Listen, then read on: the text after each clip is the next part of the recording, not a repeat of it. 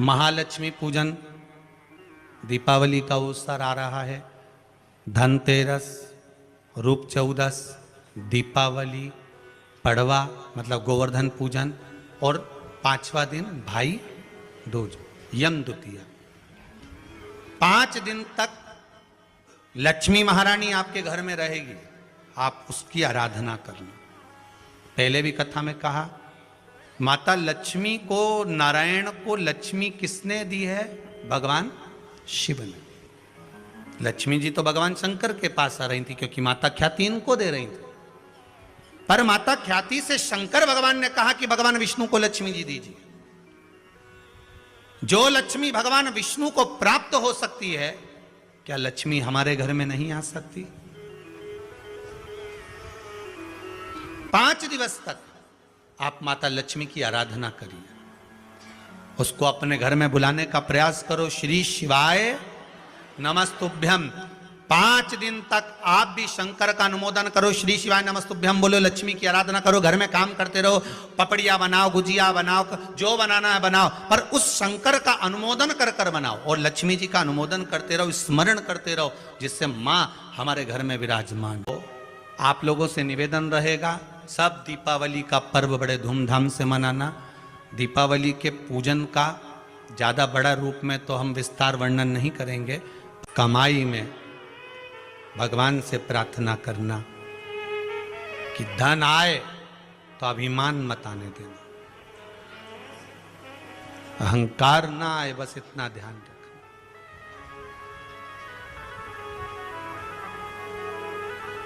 लाल चंदन का जो जल होता है, ये व्यक्ति के जीवन में जो धन कहीं रुक गया, अटक गया, नहीं दे रहा, बेलपत्री के वृक्ष के नीचे, जड़ के नीचे सिंचन करने से वो प्राप्त होता है। अथर्ववेद में छंदो ज्ञान उपनिषद में, दोनों में, अथर्ववेद में भी वर्णन है और महाराज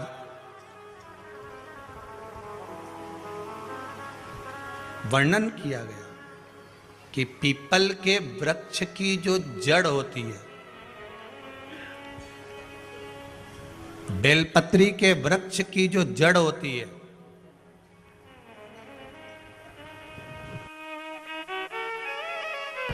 और आंवले के वृक्ष की जो जड़ होती है, इसके नीचे स्वर्ग का निवास होता है। किसका निवास है? स्वर्ग का निवास।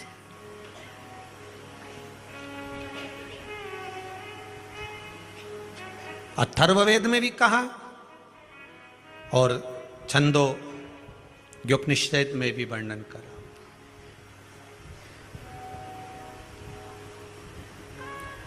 एक पीपल, एक बेलपत्र, एक आंवला, इनके जो जड़ है, वो जड़ के नीचे स्वर्ग का निवास।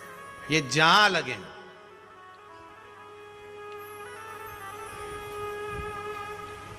बस एक बात का ध्यान रखिए उसके लिए,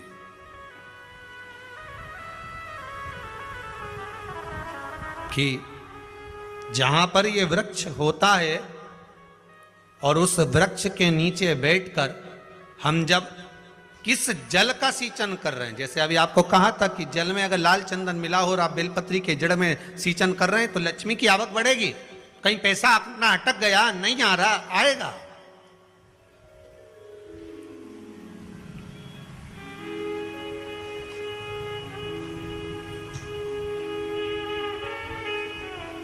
पीपल की जड़ में इत्र का जल, पीपल की जो जड़ होती है उसमें इत्र का पानी, थोड़ा सा जल, उसमें थोड़ा सा इत्र का भाग हो महाराज, और आप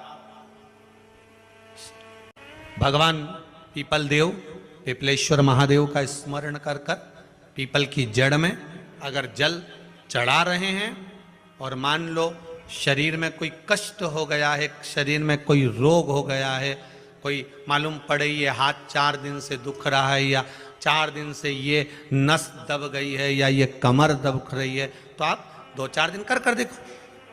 कलश के अंदर जल, जल में इत्र का थोड़ा सा भाग, पीपल की जड़ के नीचे आप उसका सींचन करिए पिपलेश्वर महादेव के नाम से। उस जल को थोड़ा सा भाग लेकर आ जाओ, उसी में से जो चढ़ाया है, और उस स्थान पर जहां कष्ट है उसको लगाना प्रारंभ करिए। 2 दिन 3 दिन कर देखो। प्रैक्टिकल करने में क्या जाता है? सीवर वाला महाराज झूठ बोल रहा हो तो प्रैक्टिकल करने में क्या जाए, अपना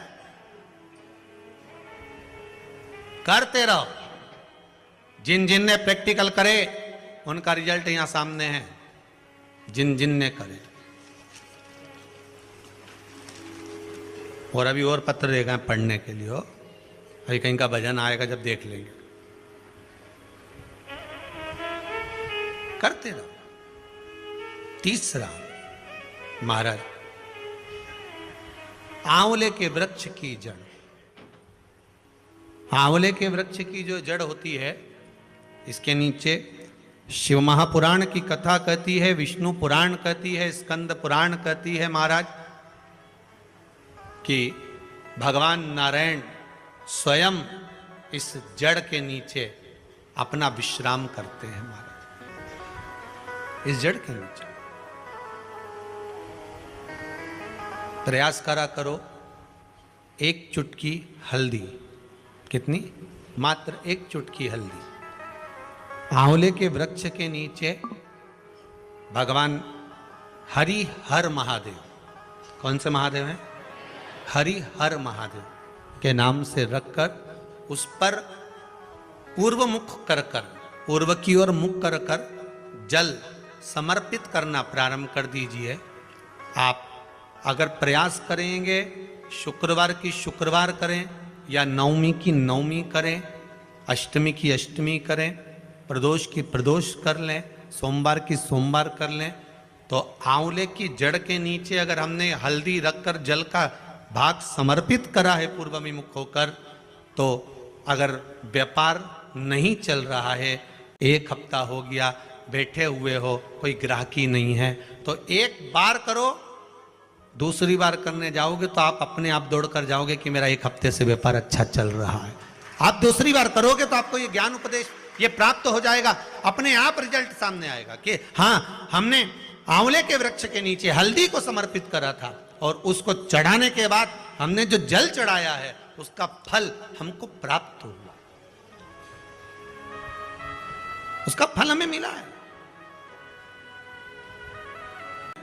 अगर कहीं अशांति का अनुभव होता है, मन को शांति नहीं रहती, बार बार ऐसा लगता है कि रोना आ रहा है, कुछ घर में अच्छा नहीं लग रहा, कहीं आंख फटक रही है, कहीं कोई भड़क रहा है, तो कभी ऐसा लगे, एक सफेद फूल पुष्प कुंदकेश्वर महादेव के नाम से अपने घर में से लेकर घुमाकर शिव जी को समर्पित कर कर आ जाओ।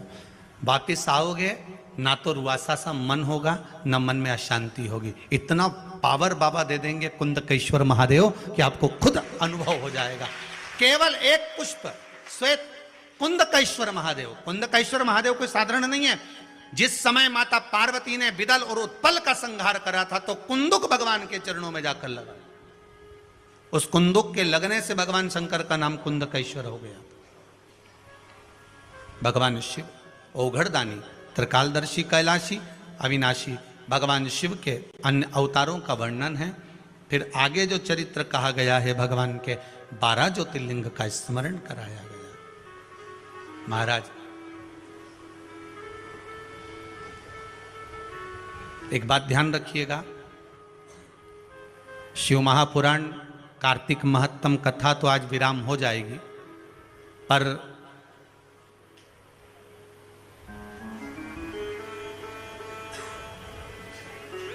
महालक्ष्मी पूजन, दीपावली का अवसर आ रहा है, धनतेरस, रूप चौदस, दीपावली, पड़वा मतलब गोवर्धन पूजन, और उसका फल हमें मिलेगा। कोई भी क्रम करे, हम फिर कहेंगे, फिर निवेदन करेंगे, कुआं खोदो, एक जगह खोदो, पानी निकलेगा। कभी यहां भटक गए, कभी वहां भटक गए, थोड़े दिन यहां आ गए, थोड़े दिन कहीं दूसरी जगह चले गए, फिर तीसरी जगह चले गए, चौथी जगह चले गए, भटक रहे। अब बाबा से विनती करना, अब नहीं भटकूंगी चाहे कुछ भी हो जाए। बहुत भटक ली, सारी दुनिया में जाकर घूमी आई, सबसे निवेदन कर कर आ गई, अब मेरे बस की नहीं बची, अब तो तेरा दरबार है और तेरा भजन है, इसके सिवाय कुछ नहीं करूं। श्री शिवाय नमस्तुभ्यं, श्री शिवाय नमस्तुभ्यं, श्री शिवाय नमस्तुभ्यं, श्री शिवाय नमस्तुभ्यं, इसके सिवाय कुछ नहीं करो।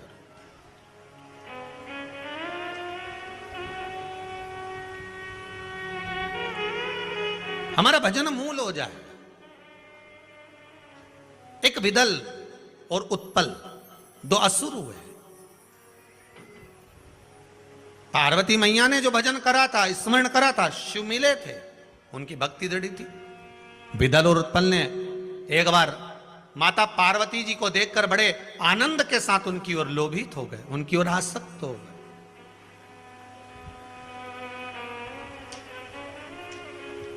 जो जो राक्षस, जो जो असुर भगवान की ओर लोभित हुआ, भगवान ने उसका कल्याण कर दिया।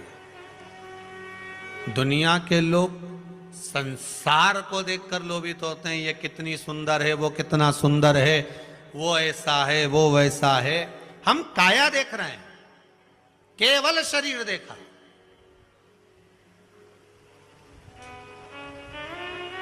आधे से ज्यादा रिश्ते तो ये काया के चक्कर में गड़बड़ हो गए। लड़का अच्छा है साहब, लड़की बहुत बढ़िया है, दिखने में तो कई जोरदार।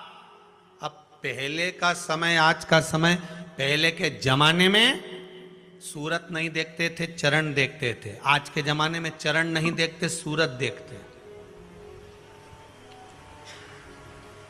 फिर वही वाली बात आ गई, किस कलर के कपड़े पहनूं कि भगवान मुझे मिल जाए।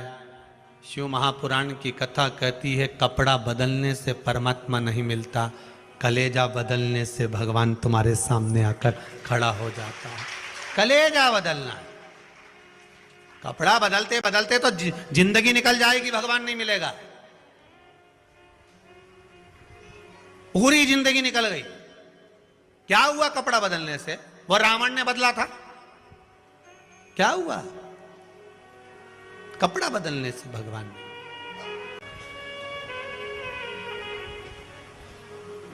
भोले जी को नाम बड़ा प्यारो लागे।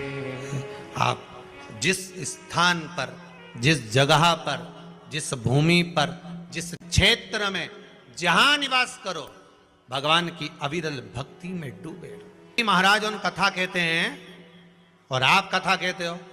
कई महाराज कथा के और इतना आराम से ऐसा ऐसा बोले, उन्हें भगत लोग, उनकी आंख में से आंसू झड़ता फिरे, सब रोए बेचारा उन बैठ बैठ के। और तुम्हारी कथा में बापड़ा एक नहीं रोए दिन भर, बट हे करे।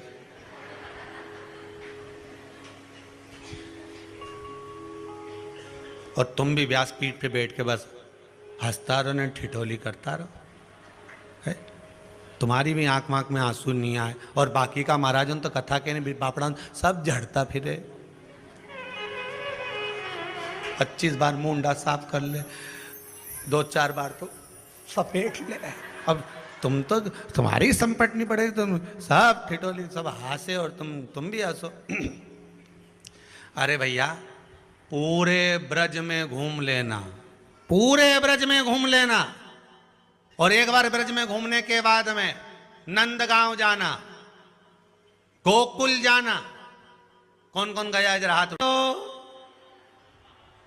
जम के हंसो। अब उस समय पे तुम्हें हंसी आती है, पर नहीं, पर तुम्हें हंसना पड़ता। बोलो सही है कि गलत है? क्यों हंसाते हैं नंदगांव में, क्यों हंसाते हैं गोकुल में, क्यों हंसाते हैं ठाकुर जी के सामने? क्योंकि वो ब्रजवासियों को मालूम है पूरी जिंदगी रोने के लिए पड़ी।